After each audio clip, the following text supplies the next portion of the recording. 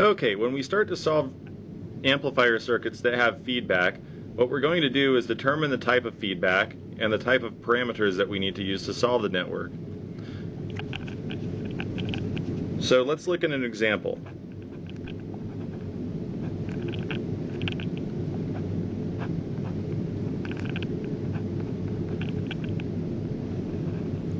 Here we have a 2-transistor amplifier consisting of transistors Q1 and Q2. Q1 is a common emitter amplifier, and Q2 is a common collector amplifier. So we're taking our output off of the source of Q2. We're putting our input into the base of Q1. And we're going to connect feedback around this amplifier that looks like so. Let's say we use a resistor RE here and a resistor RF to feed signal back to the input.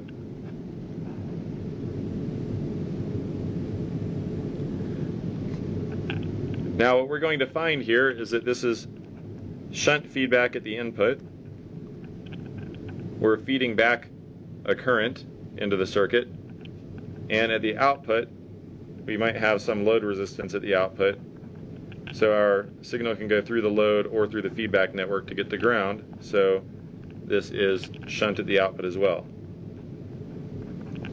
So this is shunt feedback, which means that we have a trans resistance amplifier.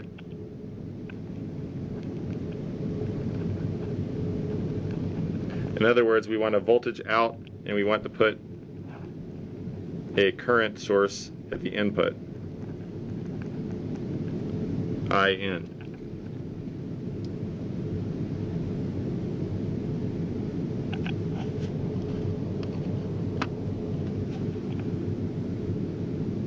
Okay, so now that we know what type of amplifier we have, what type of feedback we have, we can figure out a couple of things. First, we could figure out the DC biasing. So for instance, if we know that the voltage here is about 0.7, this voltage is approximately the same as the voltage across RE if we assume that the current flowing through the feedback resistance is small. So we could figure out what the current flowing through transistor Q2 was. But what we really want to know is how to find the gain. So what we're going to do is find our feedback factor, beta. And in this case, we know that we have a trans resistance amplifier, and trans resistance amplifiers we use Y parameters to solve.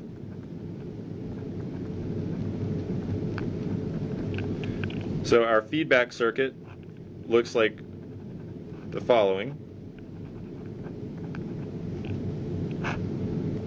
We have a resistance RE, resistance RF, and to find Y parameters, we know that what we're looking for ultimately is how much signal comes from a voltage input at the output, how much current comes back through this circuit.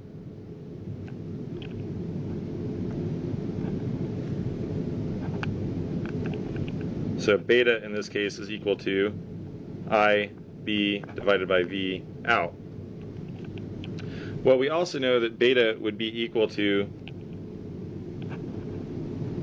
Y12, which is equal to I1 over V2 when V1 is equal to 0.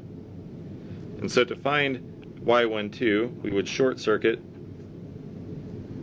the feedback terminal, place a test voltage source at the second terminal, we'll call this V2, and measure the current that flows through IB. Well, by placing this voltage source across this terminal, we see that the current that would flow would be equal to 1 over RF, or it'd be equal to V2 over RF, I should say. And then factoring things out, we would find that our feedback factor was 1 over RF. Now the next thing we need to do is figure out how much each of these resistors contributes to the circuit, to the forward circuit consisting of Q1 and Q2. So what we're going to do is find Y11 to figure out how much resistance to put at the input terminal, and find Y22 to find out how much resistance to put at the output terminal. So Y11 is equal to I1 over V1 when V2 is equal to 0. So we would draw our circuit, short circuit port 2, put our stimulus at port 1, and measure the current that flows into the circuit. And Y11 we would find would be equal to 1 over RF. Next, we need to figure out how much of the resistance to put at the output port, so we need to find Y22. So here we find Y22 is equal to I2 over V2 when V1 is equal to 0. So we're going to short circuit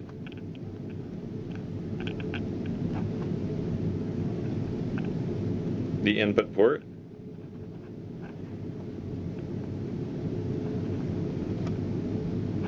Sorry, port 1, we're going to short circuit. We're going to put a test source at port 2. We're going to measure the current that flows from that test source. And in this case, we would find that the current flowing into that test source would be equal to 1 divided by RF in parallel with RE. Or that would be what our Y22 was equal to. So now we can redraw the circuit, just the forward circuit.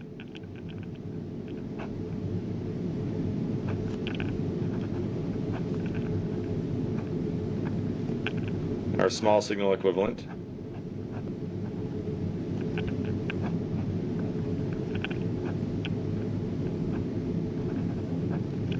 Here we place Y22, or 1 over Y22 at the output, which is equal to RF in parallel with RE. At the input, we place our resistance that's equal to 1 over Y11, which is just equal to RF. And here we'd have our input current source, IN, and we're measuring our voltage at the output that may be flowing into a load resistance, RL. Alright, so what we need to do is figure out the gain from terminal 1 to 2 and terminal 2 to 3. Alright, so we know that we have a current division, also we need to figure out how much voltage is developed across the input port. So we can say this. We know that V out over IN is equal to V1 divided by IN times V2 divided by V1 times V out divided by V2. Alright, so first we know V1 is equal to II times R pi of transistor Q1 in parallel with RF. So we can say that V1 over II is equal to R pi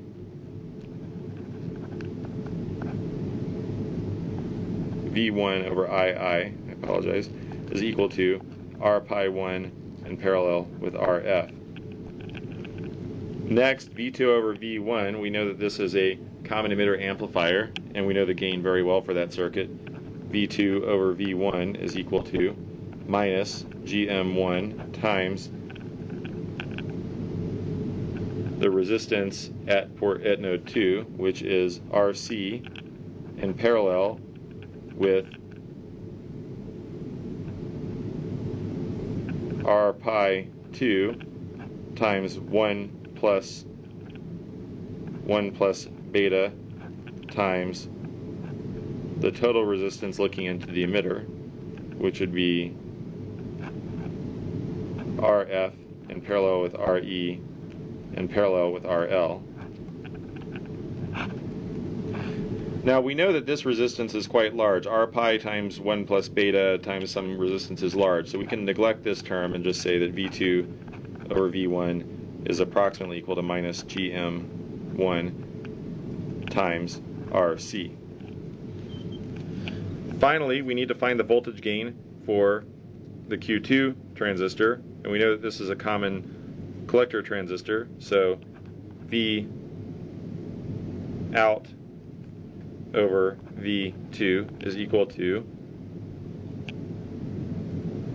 approximately 1. If we wanted to write this out exactly, we could say that it's equal to GM2 times RL in parallel with RF in parallel with RE divided by 1 plus GM2 times that same resistive quantity.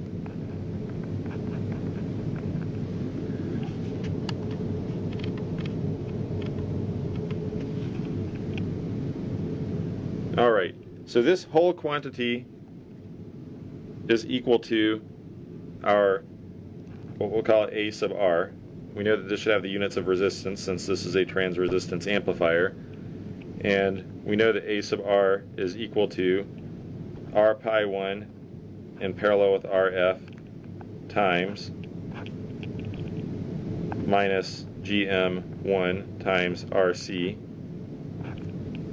times 1, approximately 1. So we see that this does indeed have units of resistance, so that's our little AR. Now, our beta we found before was equal to Y12, which was equal to 1 over R sub F.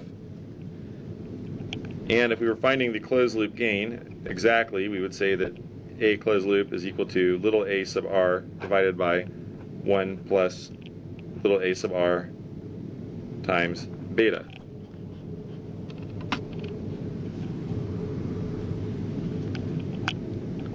Now remember, feedback also modifies the impedances, and so if you wanted to find what Ri after feedback was, it would just be Ri before feedback. And remember, it's shunt feedback at the input, so it would be Ri before feedback divided by 1 plus the loop gain, which would be Ri divided by 1 plus little AR times beta. And we could also find the output after feedback, which should be RO divided by 1 plus 1 over T, or RO divided by 1 plus little AR times beta. Now, one other thing to mention is that feedback also increases the bandwidth of the original circuit, just like it did when we were looking at op-amp circuits. And of course, feedback increases the bandwidth, the open loop bandwidth, by a factor of 1 plus whatever the loop gain is. Okay, any circuit that we solve, whether it's a voltage, current, or trans-resistance or trans-conductance amplifier, has essentially the same procedure. We just have to choose the right parameters and solve the circuit. And so we will do some more practice on these types of amplifiers in class on Wednesday.